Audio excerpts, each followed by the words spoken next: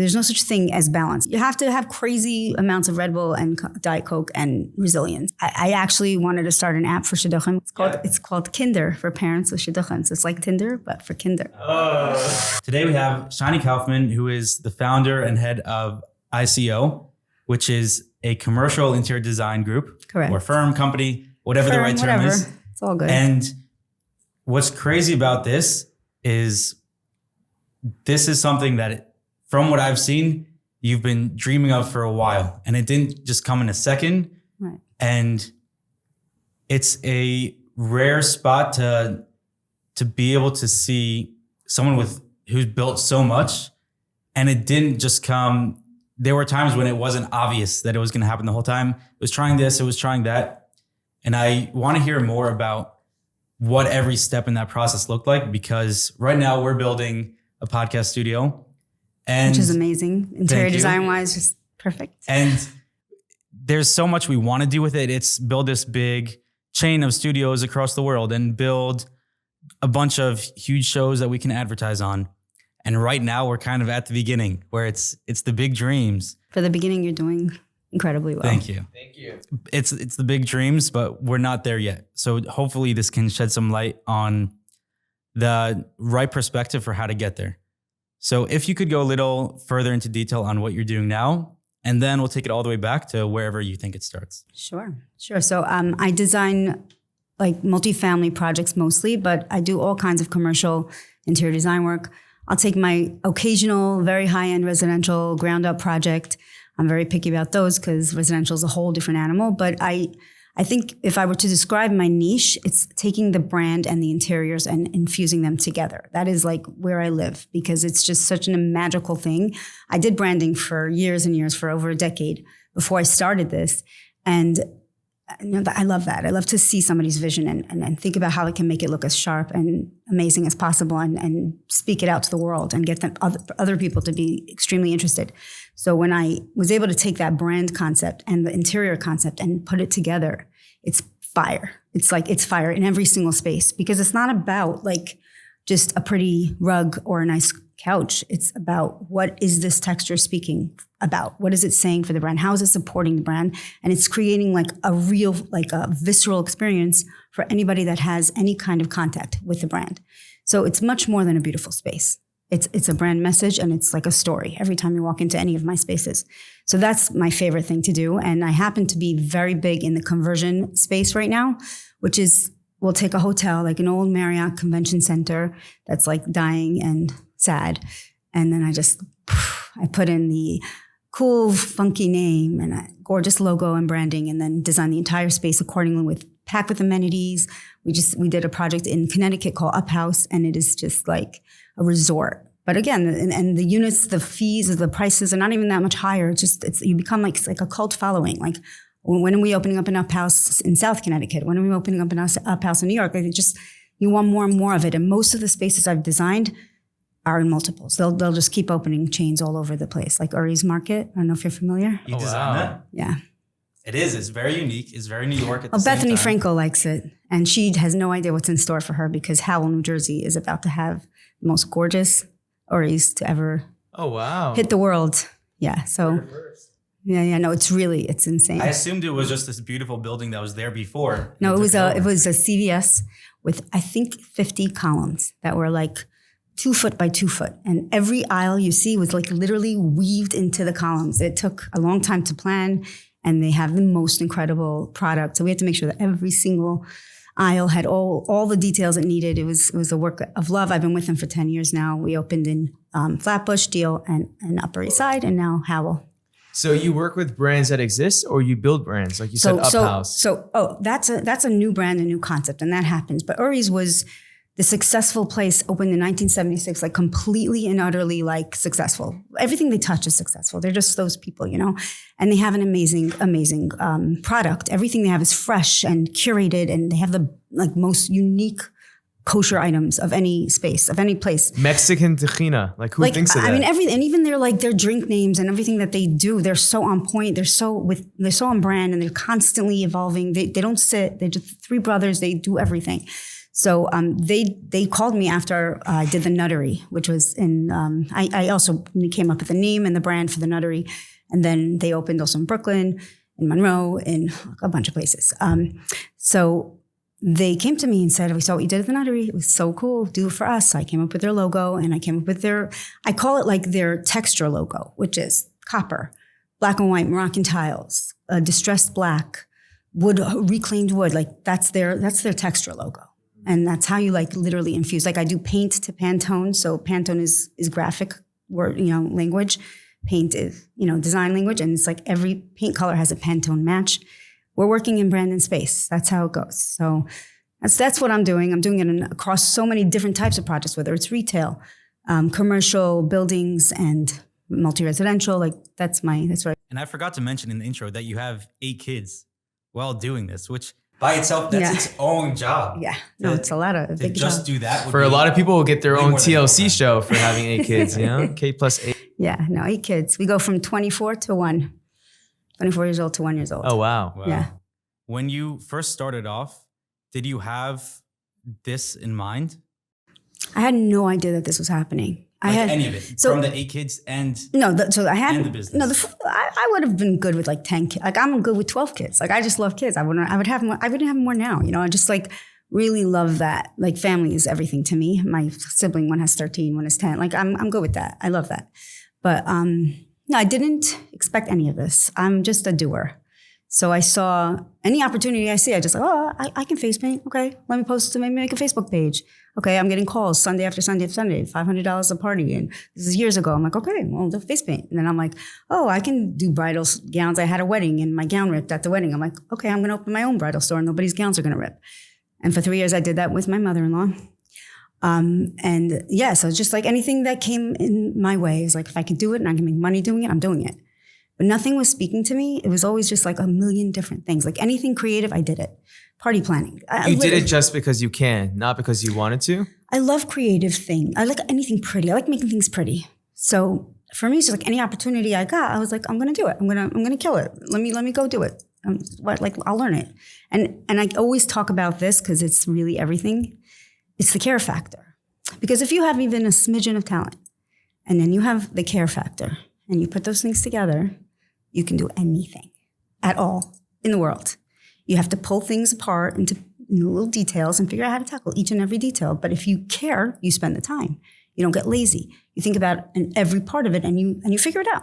That's the bottom line. I mean, anybody can do that. And how are gymnasts doing what they do? They care about it. They practice, they train, and then they do it. So that's how I think. That's how I do. That's how I am in every aspect of life. So for me, it was just like, I'm going to keep learning things because I enjoy learning things. And then wait, I can make money. So I'm going to make money too and, figure this all out. So it was fun. It was great, but it was like very like ADD. Like I was all over the place, like running from thing to thing. And I just nothing hit me here. It was like, aha, this is what I need to be doing. So it was in 2012, I got a job to redesign marketing and brand and logo for a cafe in Muncie. Still around? Or it's still around. Secret? It's secret still around. Cafe? I'll tell the name, but it's not so pretty anymore. I mean, I think it's beautiful, but it needs an upgrade. Like maybe they can hire me again, but it needs it was great, 13 years ago. This episode is brought to you by Theorist Studios. Right now I'm filming in our first podcast studio location right here in Midtown Manhattan, 5 minutes from Penn Station. If you want to produce your own podcast or if you're looking for a single episode session, we have 2 packages right now. We have our full production, which is you get 4 episodes per month. You get daily clips on social media, on YouTube, TikTok, Instagram, everywhere you want it. We promote the actual episodes also. We distribute all of it. Or you can come in and we just do single sessions where you can book the studio. You get 3 camera angles. You get up to 4 audio tracks. For rates, check out the website, theoristagency.com. That's theoristagency.com. Now, back to the episode. For a second, it's crazy because we have, like with social media content, your old content lives on your page and you're always looking back at it and you're like, should I delete this? It was pretty then. It was so good then, but like we're 13 years later. Like you have to evolve. To what you have now. Right, it's true, 100%. You have to live with your old stuff just sticking around. Can I tell you though, I will be honest here.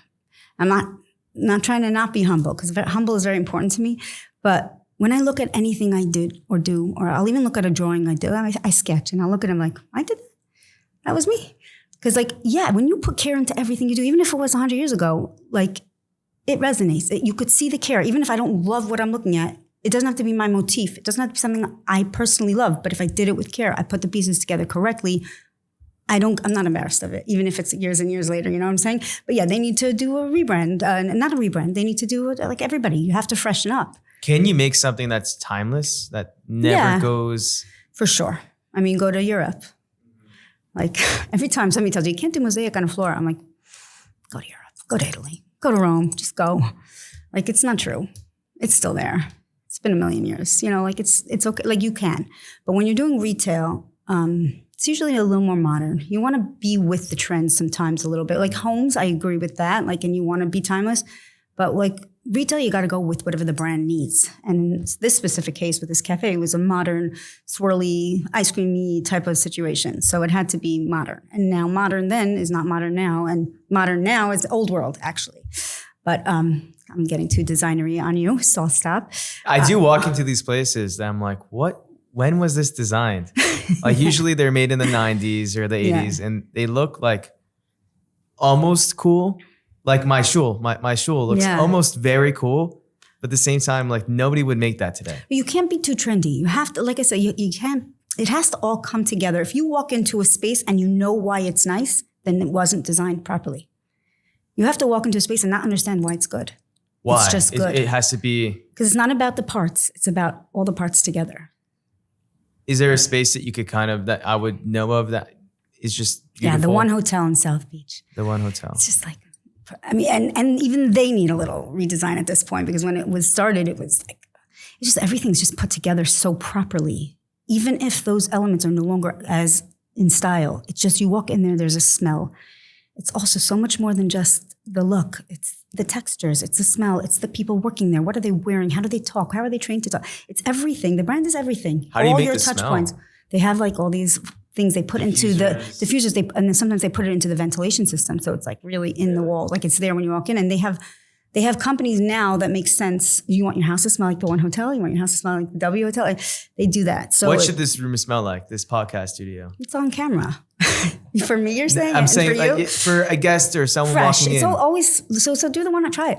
You will The One have Hotel? a better day every day if you put the one. One Hotel should pay me right now, but you should try something like that. There's a few different companies I can give you. I don't have them offhand, but I can give you some context about who you can call that you can actually even plug it in. You know, but there are companies that aren't as legit, so you have to do the right ones. So this whole time, as you were starting each of these things up, the face painting, all the interior design development, you had kids throughout all of this. Where was the time to be doing it? So there was time at 9 p.m. to 6 a.m. No way. Yeah, I slept 7 hours a week for 3 years straight. When you say, because I heard that when you were on Blackbird's podcast, Tully, do you 7 hours per night? 7 hours per week? How much time? Well, it depends. If there was a project due. I'm saying the sleep. When you say so 7 hours a week. That's 1 hour? What does that mean? I didn't sleep. 1 hour a night. I didn't sleep. Sometimes I'd stay in my house and work, and then this is not something I recommend because I did it. Is it 'cause I was like physical? an Energizer bunny, and I did it.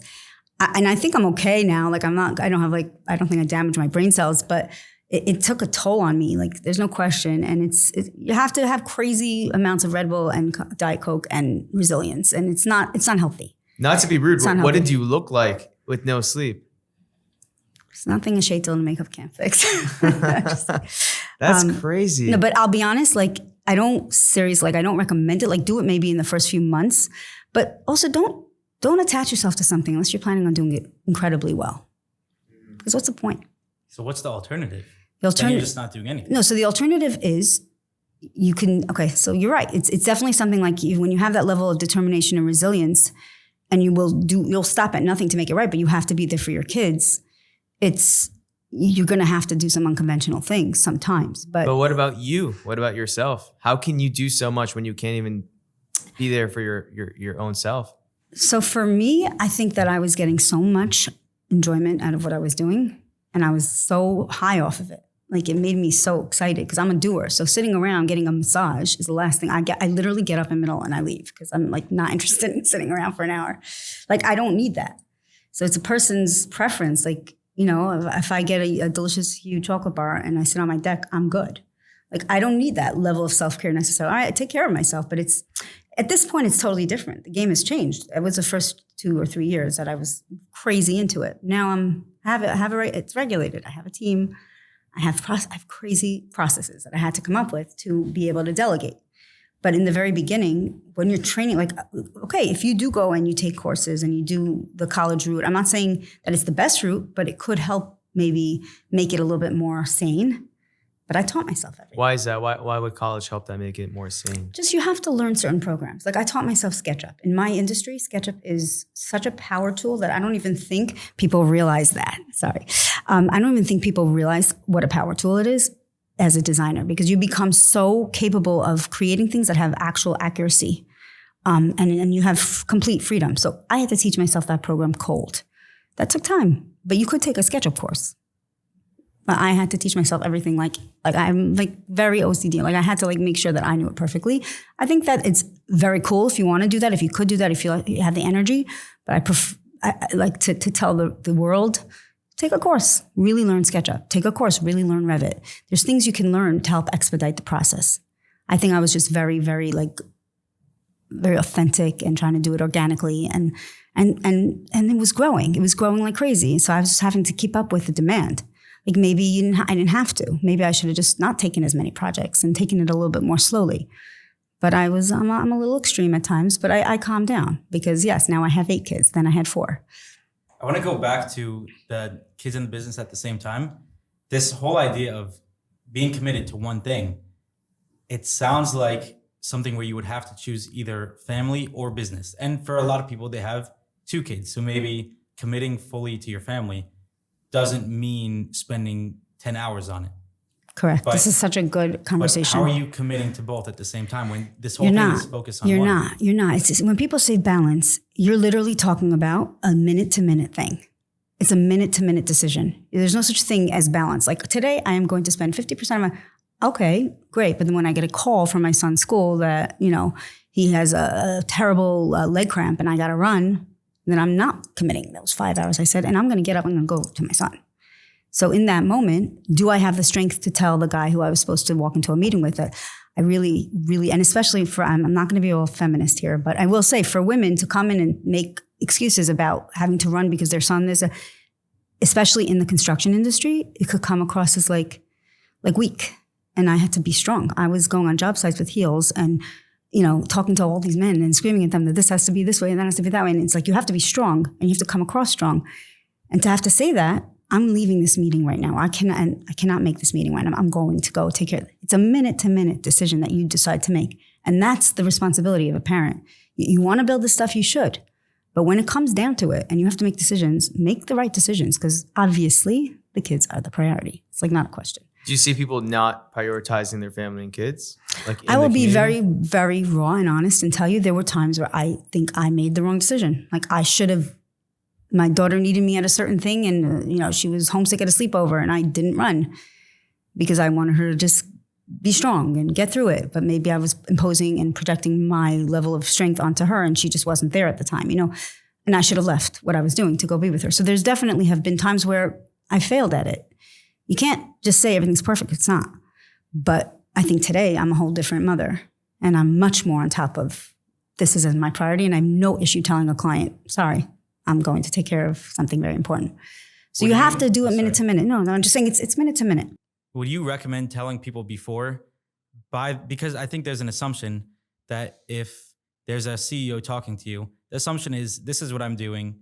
Nothing comes before this. Would you recommend telling people this is not all I'm doing and I have other things on my plate and they might come in the way and I might be telling you 5 minutes in, like I have to run? I don't know that.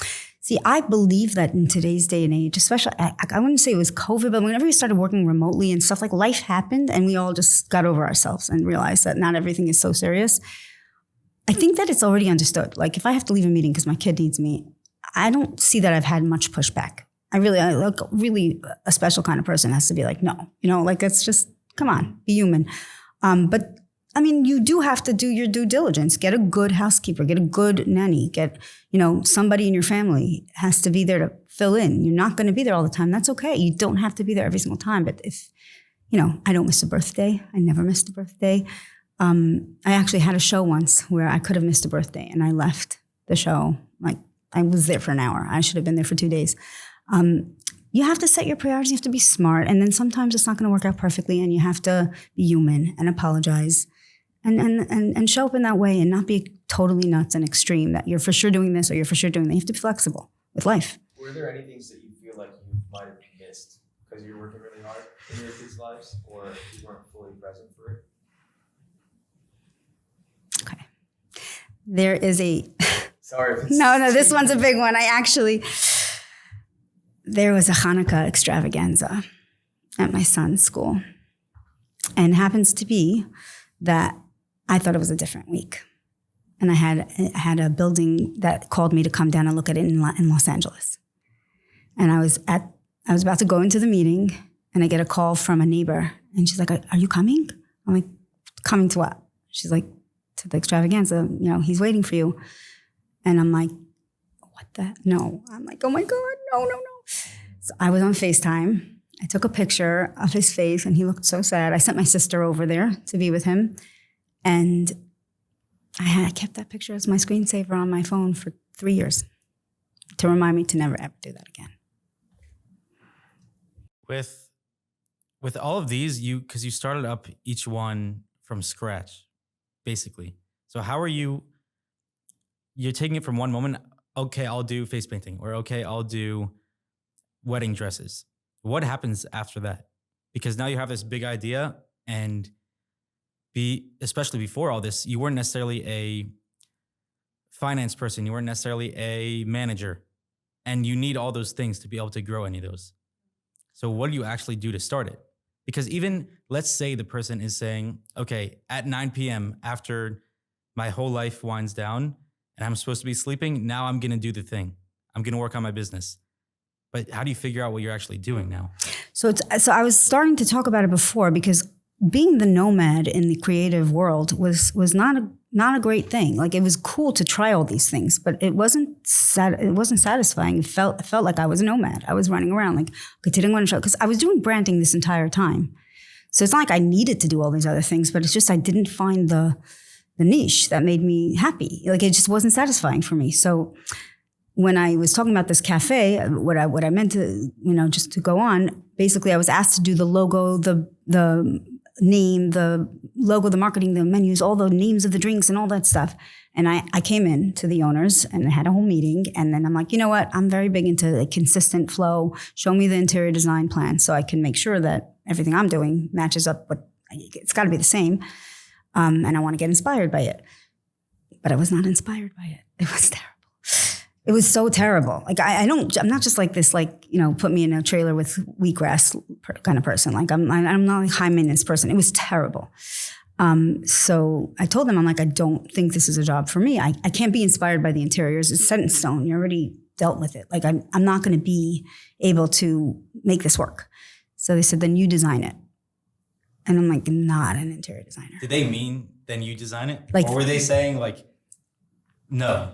Basically, and you just took it as... No, straight up. I'm like, I'm not an interior designer. Like, this is not what I do. Like, why would you even suggest that? They're like, I don't think you understand how much we believe in you. Because I had done some work for one of the clients previously and got him a lot of business. Just do it. So I was like, okay, I'll just do it. I'll do it how I do things. I'll pull it apart. I'll figure out who does it, how do they do Pinterest. I'll figure it out. And I did it. And it was a tremendous success. And that's it. That's all I ever did. And then I went from there. Within a month, I had 3 employees, started an office in this old industrial, really incredible building in Garnerville Art Center. It used to be an armory in the Civil War. They made weapons. It's like insanely cool. I built the whole place out of garbage. There's this, it's called Big Gowanus in Brooklyn. They sell bowling alleys that ripped out of buildings. They sell like fireplace mantles. They sold these like this huge glass door that cost like $300. If I bought it regular, it would be about $8,000. It was a very rich mansion's shower door. I bought it and I used it as my conference room wall. The whole thing cost me like less than 10 grand. And I just was, from there on, a notary came in, that's it. And I don't do marketing, really. Here and there I post on Instagram and LinkedIn, but it's been going for 13 years. Can you break down the process a little bit of that? So I just did it, Pinterest, this, that. What are the actual things you were doing? So midnight oil, always midnight oil, always Red Bull, always Diet Coke. But honestly, these days I'm much more like matcha lattes, and I'm trying to be all healthy. I'm older now. I have to care about myself. But yeah, you have to make sure you're well hydrated, and you have to take apart the process. So, okay, I have to design a space. So there's a floor, there's a wall, there's a checkout, like there's a whole checkout counter. There's like, I got to do something for the menus. What are the menus going to be on? And you start to break it all apart into different pieces. And it's like, okay, so how am I going to address this area? If the brand is brownish, lime, and orange, then what color is the floor? If the signage is in this, if we're going curvy and I want to put the signage in like a curvy board, then what do I want to see from it? And what is the finish? If it's ice cream, do I want it to be, wood, or do I want it to be shiny laminate white? At the time, shiny laminate white was the coolest thing ever. So, and then you break it into pieces and you address decision-making on every one of those pieces. And ultimately the goals are, when you're looking at one board and it's all together, do I absolutely love, I call it the heart flutter. Am I getting the heart flutter? If I'm not getting the heart flutter, we start again. And I'm not afraid, even at this stage, we're talking. Even when stuff is installed? No. This is all prep, planning. We don't touch install till I'm done with all my planning. No nails and screws and hammers till there's a 150-page document set ready to go. Oh, wow. Because it's like totally crazy. You want to be planned out. You want to have your materials, and then you start to really build. How do you section off space? Because you really need to understand what it's being used for. It might not exist yet. You might have, you're designing a grocery store. These different pieces exist inside of it. Yeah, but then let's say it's even actually in action and you don't have enough counters, or they're put in the wrong space. I don't know. So there's a whole inventory analysis that we do when we talk about, and if it's an existing store and it's already pretty much working, then you take notes from that. If it's not working, you decide why it's not working, and you expand where it's not working.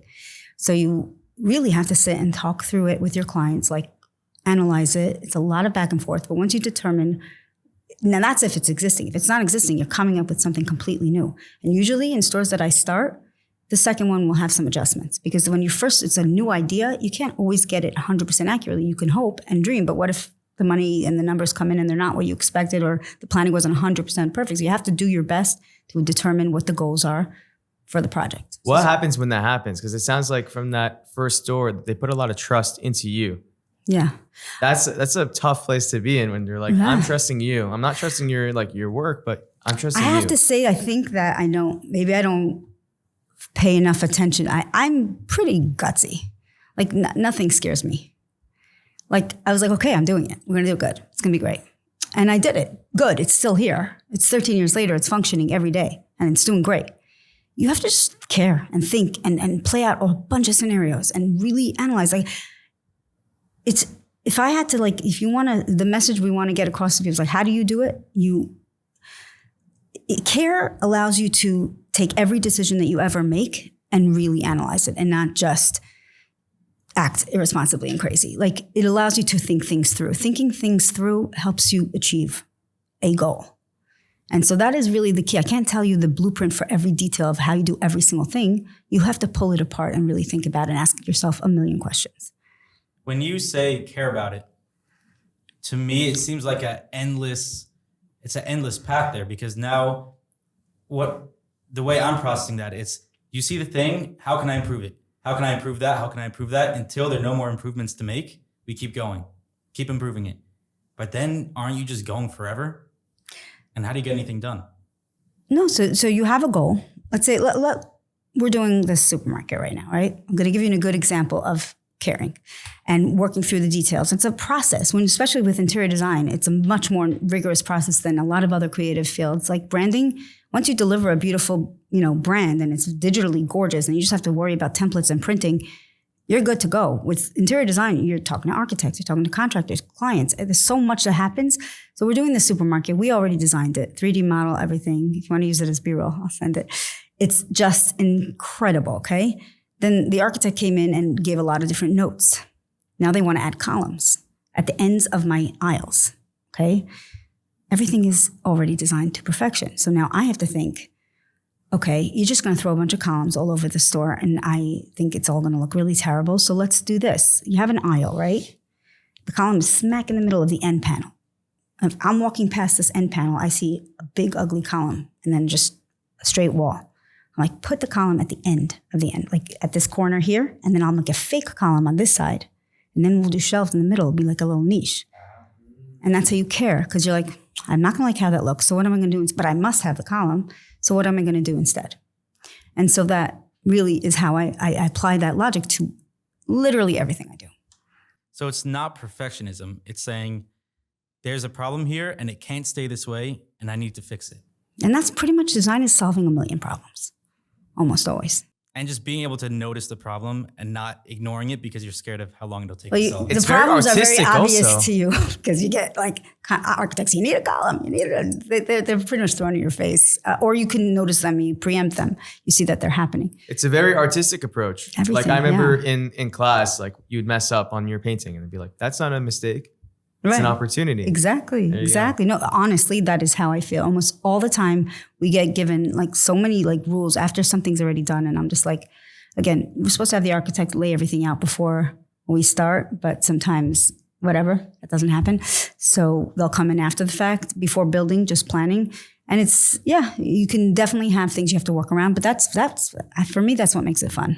I want to understand your mindset more, because even looking at this room and we were trying to change anything in it, my first assumption was there's a reason it is the way it is. I don't know what's going to go wrong if I change something, but like, we don't have permission to do this. We don't have permission to nail this into the wall. Actually, when we built this wall, there's a bunch of stuff on it. Good. And like their outlets, they're everything. Yeah. I just unscrewed them and stuck them in the wall. I don't know if it's legal. But you can do it after, when you leave, if you So leave. is that delusion? Because I think there are, especially if you're talking about designing a grocery store, there are things that I don't know that if I just walked in and said, yeah, I think it would be cool if the cash register was red. But also there might be a law that it can't be, and that there are random things that I'm not going to know about. For sure. This They're not happens gonna do it, all they're the gonna time. get You know, sued, and then what's gonna I happen? want exit signs to be brass, but they're white and or see-through with red and green. And they ruin all my designs. Exit signs are the worst. I want to design an exit sign that's brass, but it's never going to work because you're supposed to see them from far away. But you have to live with it. And it is what it is. But they have very innovative things to address these things. But yeah, no, there's rules all over the place. That's why I prefer not to do healthcare. I shouldn't say that out loud. Healthcare, come to me. I'll do gorgeous. But the truth is I prefer not. All those extra rules, there's already so many. I'm not so into them. I'd rather do hotels and multi-residential and retail is my favorite thing. I love trade shows. I've won already a few booths. I really love that space because it's like, you have a very short span of time. You're not dealing with like the architect aspect of it. And it's like, whoa, crazy. You have to shock everyone. How much are people actually spending on their booths? Depends who you Are you ask. saying Depends designing which. booths or designing the whole show? No, well, usually there's individual companies that they come in with their own. But At no, that trade show, there were some crazy booths. Yeah. Like really nice I did a ones. 2-story the booth. fancy food show. Yeah. I know. I did a 2-story booth at KBIS and one. They spent a ton, but they rent out the Waldorf and they bring people in and they do food. And so for them, they're in the millions. But you can drop a lot on it if you want to do it right. I try to design them in a way that they can be reused at different shows, but repurposed. But yeah, I'm saying like it's everything is just about understanding the task at hand, the goal in front of you, and analyzing the details that will get you to that goal. But because this question also applies to any business. Part of it is if I start a business right now, there are so many things I don't know that are going to go wrong. And I don't know anything about the legal side of business. I don't know anything about managing people. I don't know anything about developing a product. So if I start now, where am I going to get? And why is that not true? Are you just choosing to ignore everything that's going to go wrong? Or are you saying it will go wrong and I can deal with it? So I think you have to try to do a little research on certain levels, like with the rules of business and what policies and things you have to have in place. You start with a good accountant, and you might want to do, have a few sessions with a business coach just to know how to set it all up correctly. Because there are like just legal matters that you want to do right. When I came to writing my contract, I hired a lawyer. I had a couple of instances that went wrong, and I just wanted to have my back covered. So my contract has all that stuff in it. You try to, you're not just, guessing everything. You want to try to, like, the things that really are business and legal and all that stuff. There's places to go. You go to an accountant. You go get set up properly. Am I doing a sole proprietorship? Am I doing, an LLC? How am I setting up this business? What's beneficial for me tax wise? Like, these are questions you can probably get on ChatGPT at this point, but you want to sit with a few professionals to get yourself started. Do it right. And I did that. When it comes to actual strategy, I will tell you honestly, management has never been my big expertise. It's something I have to do because I have to do it. I'm an artist. I'm a designer. I'm the lab, the scientist in the lab. That's where I want to be. I want to be in a dark basement. I want to just emerge with magic, and that's who I want to be. But when you run a business, you can't have it that way. So you have to manage a team. And if you ever want to be able to give your family and life the attention it deserves, you have to have normal hours.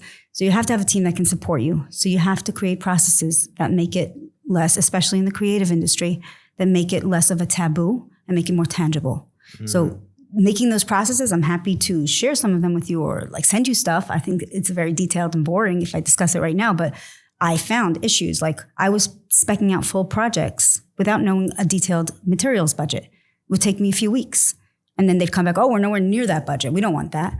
So now I do a budget breakdown, which gives them a very clear idea of how much they're going to spend. And then they can tell me before I sit and pick every tile and every wallpaper and every little thing, they can say, oh, okay, so let's bring it down 20 grand, or let's bring it down, 100,000. But, or even beforehand, we have a conversation, but nobody knows what their budget is, just so you know. In almost anything. You ask them, they don't know. I have a trick now. It's called the heart attack number. They're like, no, I have no idea what I want to spend. Not a clue. And I'm like, okay, so we're somewhere in the vicinity of 900,000, right? And like, what are you talking about? I want to spend 420,000 and 250 or less. I'm like, you knew exactly what your number was. You just didn't want to say it. Like, you can get it out of them if you really are smart, but a lot of times people don't know, or they think they know, but they don't know the industry well enough to understand that it really costs more. So I came up with a process that I can determine the budget with the client in actual detail, not like a fake quote that a lot of these people will throw out. Oh yeah, for trim work, it's this, and for that. I'm like, the hinge is $20. The paint is $50 a gallon. The disc is every detail. It's all in there. You like the number? You don't like the number? Okay, so let's bring it down. And we bring it down, and then like, okay, we love the number. Now I have a shopping list, and I buy everything according to my detailed budget. It's a crazy, amazing process.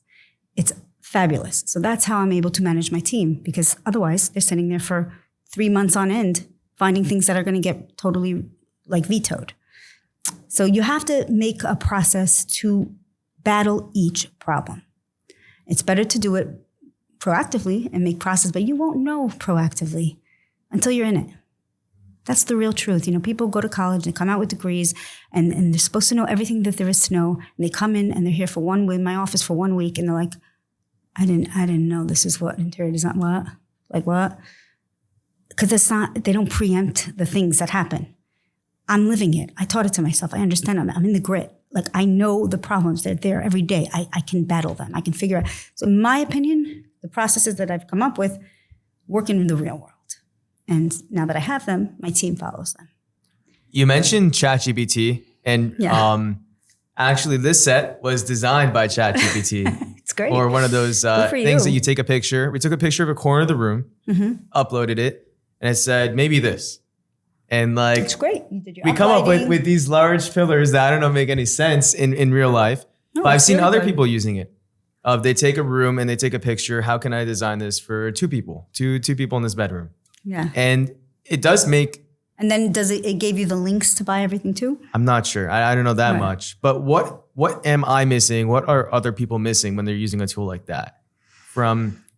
Obviously, you're not going to build a supermarket with ChatGPT, but can I tell you, it's evolving every day, right?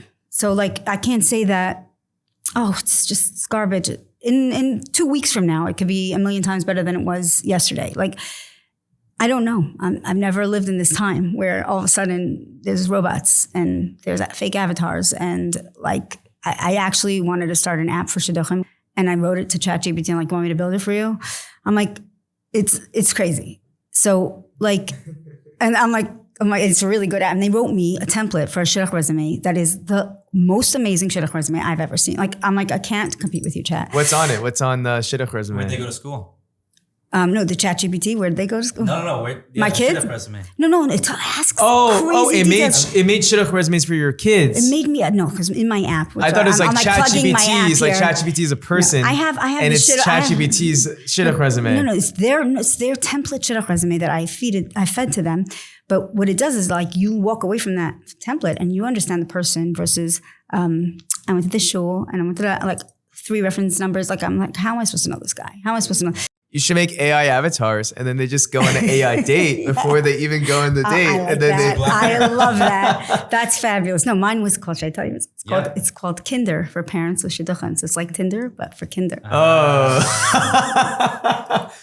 And only the mothers are on it. Parents are on it. And you go, I like this boy, I don't like this boy. I like this girl, I like this. That's crazy. And I wanted them to build it for me. But it's going to be an app in like 5. And literally after this goes on air, some other person's going to make it happen. No, but it's like there's Zug and everything, but it's not the same thing. It's What's like Zug? It's also like Zug means pair, right? Zug is like a regular dating app. Like you can see people that fit your criteria, but mine goes more than that. You see the person that fits your criteria, then you can go right and left. If both of them are hitting each other, they're going right, you already know they both got yeses. You have to be verified to get on the platform? Yes. You need a little something. Right away, people are just going to go on, pretend to be some mom. And then it's like, right. No, I think there has to be a phone call. It's going to be a little bit more entailed. It can't just be this like app that runs crazy because it has to be valid. I don't have all the kinks worked out, but I just know I'm so this is a excellent thing to talk about for a second in terms of how to build something from nothing. When there is something wrong, like I'm dealing with shidduchim, I think about all the other mothers. It's a challenging, I have to start calling reference. I didn't go to school for this. I don't know how to do this. This is like, I got a whole new job. And I'm so happy to have this job because it's amazing, Baruch Hashem. But there's a need. That whole yes game, girls sit around for yeses. They sit around waiting for yeses. From their parents? No. So what happens in the more yeshivish circles is that you basically get resumes get sent around, and if a shadchan saw a girl's resume, she would send it to a boy, and the boy has to say yes, and then the girl gets the boy's resume. So the girls have to get the yeses, and then they get the resumes. For boys, they just get piles and piles of resumes of girls, and it's actually nice because what it does is protects the girl. Like she's not getting any interest unless she knows that it's a yes. Like we know now we have to do the research. That's just the process. Isn't there a dating app that does that, like a not Jewish one? That has the girls choose between guys? I'm not sure. I don't know. Not that I've heard of. No, so it's not easy. It's like you're really just get a resume. This guy said yes. Are you interested? We move forward. It's not usually where, what do you think of this guy? Do you want to look into him? And then we'll decide if it's the other way. So where do the moms get involved? Everywhere. All over the place. Where don't the moms? So you want to talk about balance, okay? When I'm at work and I'm sitting there designing a whole building, I'm like, hey, so I got your name was on a resume and I'm like, yeah, because you have 3 days. You have 3 days, maybe 4. I see my friends take those calls and it's like, they'll be like the gooniest guys and they'll just be like business. They'll be like, hello. He's an amazing guy. Yes, it's me. He's really great. He's perfect. It's like, no, he does not have a criminal record. I'm like, dude, you're just like, you're the reference. Can I just say that it's really nice because you have to really represent people well, but you want to put people on your resume that know how to talk. But at the same time, like how many people who's a friend, how many people are going to say anything wrong? Like, and then I'm a person, I'm like, everybody's amazing. You're Jewish. I love you. You're like, we're good. And no matter what it is, I just love people, we're good. I don't care about all these details, but when it's your children, you have to care. You want to ask questions. You want it to all be good. So the references help this or might they be a don't little help? much, by the way. I'm just going to say. I might have to edit this a little. Anyone listening to the first part will find this very interesting. Okay, good. Do references help or don't help? I don't think. Like, should you just like put people that don't like you? I don't think they help, but if I didn't do them, it wouldn't fly because you got to do your stadless. I call it the stad. You got to do the stad. Is that because there's like a system in place or because? Because you have to know a little bit about a person before you just decide. Like if people go out with, somebody that's totally a mismatch. And so that's the beauty of shidduchim. Like you get to decide if this is actually, and it's not just the person themselves, but the parent who knows their kid, who raised their kid, and gets to know if it's in the vicinity. Like if he's, just all into social media and is on Instagram, like maybe that's not the person's favorite thing. Or if he's learning, twice, if he wants to learn for the first 3 years, maybe that's not the right thing. Well, you never know who the match is. Like, I feel like Jewish blind dating would be awesome. I agree. There's something flawed with the system, and I know there's a lot of amazing podcasts out there working on the system. Stories of Hope, good job. It's Power Gradco, you're amazing.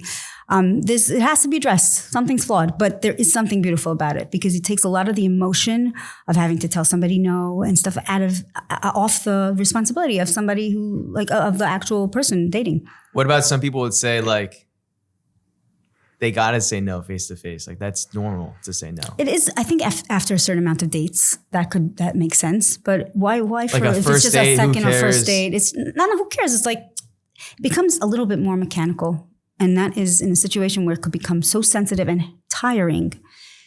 It's actually nice. That part is nice. It's like let me have a simple conversation with Shadchan and say it just didn't work out well, versus having to face the person and go through all that emotional intensity.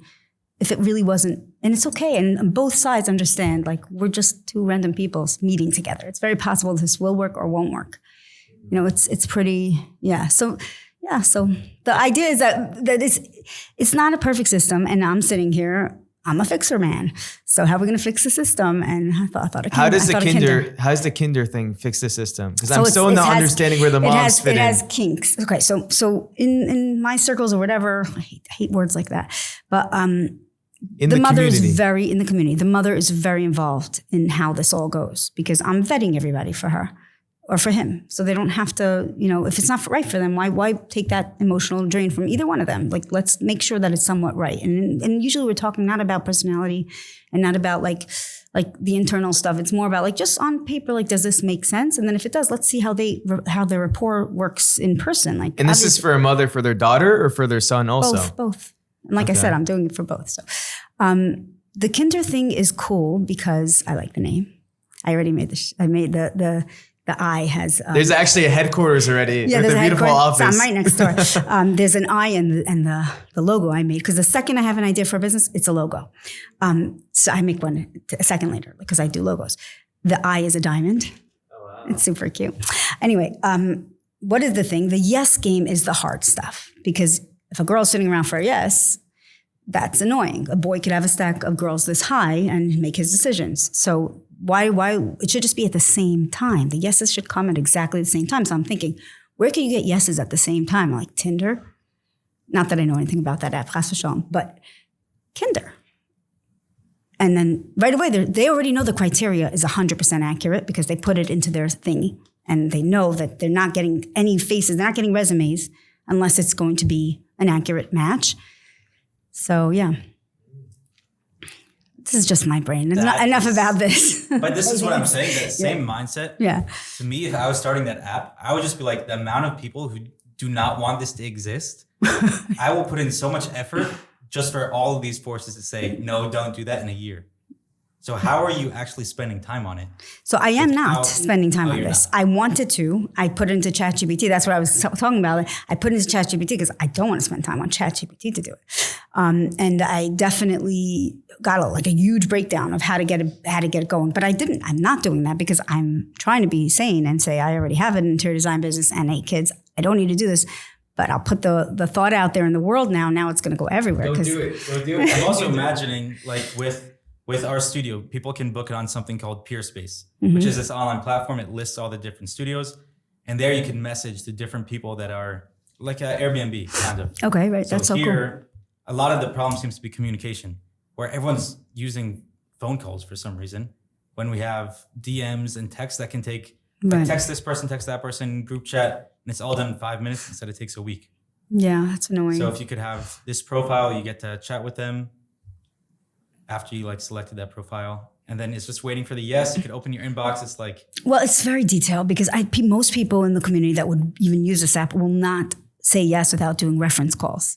So there has to be a point where they have an hour or two or even a day to make a reference call. You could have super users. You could have verified users. It's so intense. I started to really think about, and this is what happens. Okay, I'm addressing all your questions right now.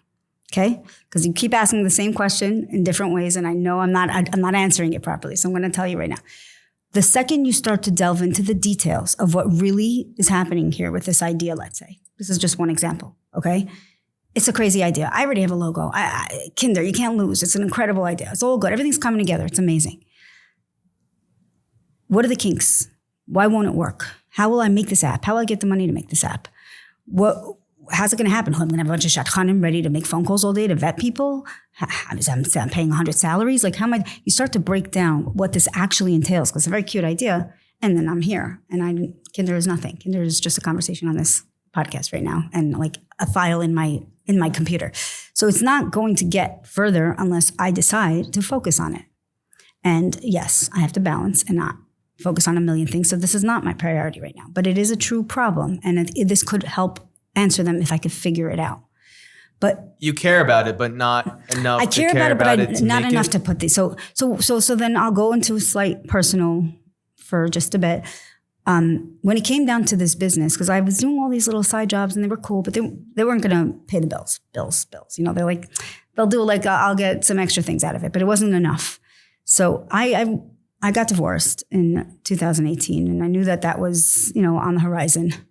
So when I did this restaurant and everything went very well, my intention was, okay, I think that this could end up happening. It's kind of imminent.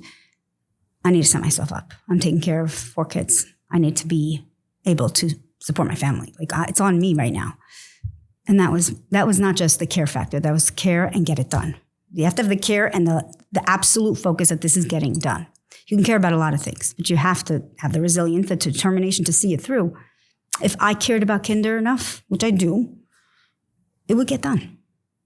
It's a combination of those two things. So you really, really have to know, like, this is do or die. This is happening.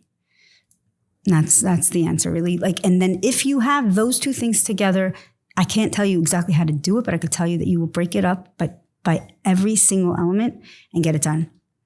And it's something with priorities also, because I find it a lot in my life where deprioritizing something will be interpreted by other people sometimes as you don't care about this. When in my head, it's like, I care so much about that, but this other thing I care about so much more. And or not even that you care about so much more, you care about that so much more at this moment. Maybe tomorrow that will be a different priority. Right. But I think a lot of people interpret it as you just don't care about this, right, which is, it's just not true. So then this is obviously, every podcast, every conversation has to always dial back to this. We are human beings in a world. We are put in here with strengths, put in here with chisronos, and Hashem wants us to do our best. But you're a human being and you have a start and a finish. You can't be everything to everybody at all times. And you have to just say, I'm doing my shtad. And the rest is I call the shtadless thing the shtad. Is that a town in German? Probably. It is. Yeah. I'm like very into acronyms, and weird words. Yeah. Goofy. You touched on this a little before, but being a woman in a very male kind of workplace or industry in construction, have you changed at all, or has your approach to... You're unleashing the feminist in me, be careful. Has your approach changed at all in the past 8 years, 10 years? Because things are leaning towards more Just towards... what have you learned, basically? I continue to struggle with this, unfortunately, in this world. Today, you would think this is extinct. And I'm not trying to be all like dramatic and pity parties, nothing, but it really is ridiculous. So much so, like, my husband joined the business with me. He actually does the, like a subsidiary business. It's called Seal Distribution.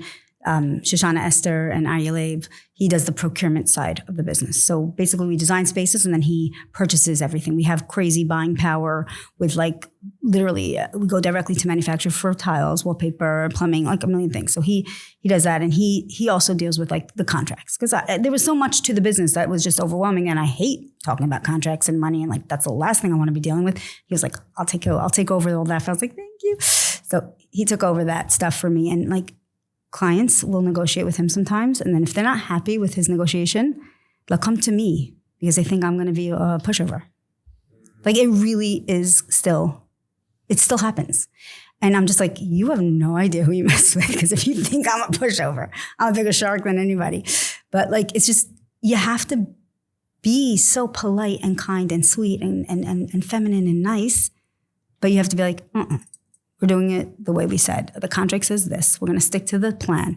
You have to be assertive and nice. So I have had a hard time at times, and I'm, again, being very vulnerable, striking that balance. Because when I'm upset, because things are just straight up not okay in certain ways, or I've done a ton of work and somebody wants me to redo everything because they didn't do things the way whatever it may be, I might lose my temper a little bit sometimes because I'm human. And I don't want to feel like I have to be all sweet and dandy because I'm a woman. I have to be real and authentic in the feelings that I'm having. So when a woman is irate, or not, I wouldn't say the word irate, that's very strong and it's not even true. When a woman is assertive, it's perceived sometimes as just like, okay, she's just crazy. Yeah, I was going to ask what happens if you are real, but that's... So I've learned how to do it very diplomatically, where there's no... When something I'm delivering is real, it's based on our contract. It makes sense with the project. I can't be just a slave. Like if we did something, we discussed something, there's a contract. People hate when you bring up a contract. Well, don't talk to me about... Okay, but if we talked about something, we made an agreement to something, and I already did certain things, and I've become very diplomatic in how I deliver what I need to deliver. And I used to probably be more apologetic, and now it's just like, okay, so here's how we're going to do this. And I'm not apologetic. Being apologetic is a beautiful thing. When business, only go there if it's really something that's your fault. You don't have to be apologetic if you're doing your job properly. You have to just be assertive and diplomatic. So I think I've learned to become less emotional and more in control of what I'm delivering, but still very strong about what I'm fighting for or trying to convey. When do you think it's ever a good thing to be apologetic when you don't think you did anything wrong? Because you're saying in not business, apologetic. There's things like you could have maybe ordered a chandelier and it's too tall for the space, and then that's oh gosh, okay, that was a mistake on our part. We're going to fix it. Like, don't say okay. So some people make mistakes. Don't do that. Like if you made a mistake, like own it. Like okay, but just say I'll go fix it. I'll return it. I'll get you a good one. Diplomatically apologetic or just apologetic? No, I'm not going to. Because I feel like it could. Sometimes it can maybe get into the emotional of like, oh, that was my fault. Versus that was my company's fault. This was a... It's very like casual. Like, oh no, that's not good. Okay, we're going to fix it. As long as you're coming back to them saying, I'm going to rectify this issue, then you're fine. Like you could not be too emotional about it. But if you like plan on not taking care of it, which is not okay. If there's something, we're in a world where things are not perfect. You order samples, they're supposed to be one color, they come in the wrong color, there's a different dye lot. There's so much that can go wrong in this business. You have to own it and you have to fix it. You have to be a mensch, but being, oh my gosh, I cannot believe I did that. That's ridiculous. That's so weak and that's so silly and it's not accurate. Like you made a mistake, fix it. It's okay. To wrap up, what's one message that you would give to people that are just trying to start anything? They have some idea and they want to start it, but they're having trouble starting it. So that, I always say the care factor. And now I feel like I have to say the care factor and the determination. Because caring about a lot of things is not enough. And I guess like I'm developing because I don't speak a lot. I mean, I'm a scientist in a lab. I'm in my world, so I don't speak a lot. So when I do speak, it's like it's coming out and I'm realizing the truth. The truth is that it's not enough to care. You must care, but it's not enough. You have to say, it's do or die, I'm getting this done. Because, where you need to in certain topics, do a little bit of training. Speak to a professional. Let's say it's how to set up your business correctly. Let's say there's marketing things that you need to do, and you don't have the time for the marketing. Determining what really needs to be delegated versus what you can handle yourself. Don't do everything yourself. Like be willing to give things over that don't absolutely need your touch. And that's how I set things up in my business. I finally am able to figure it out that I don't need to do everything every day, but figure out how to delegate, figure out where you need to bring in certain professionals to help do things correctly. You're not going to figure it out all yourself. Maybe ChatGPT, they could do Kinder, they could do anything.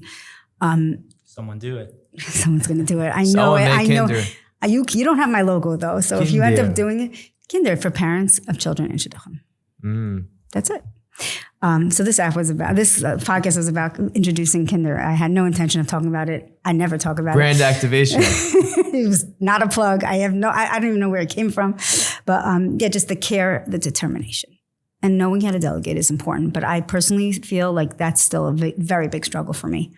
When you're in the creative industry, delegating is like super hard because it's hard to clearly delineate things when they're so intangible and creative and dreamy and artistic. But I figured it out, but not to perfection. But you also forgive yourself. You're not going to do it all perfectly at all times, and that's okay. Thank you so much for coming Thank you. in. Thank you, sharing your Shany. wisdom Thank and you. experience with us today. This was awesome. Learned a ton. Thank you. I appreciate it. Thank you.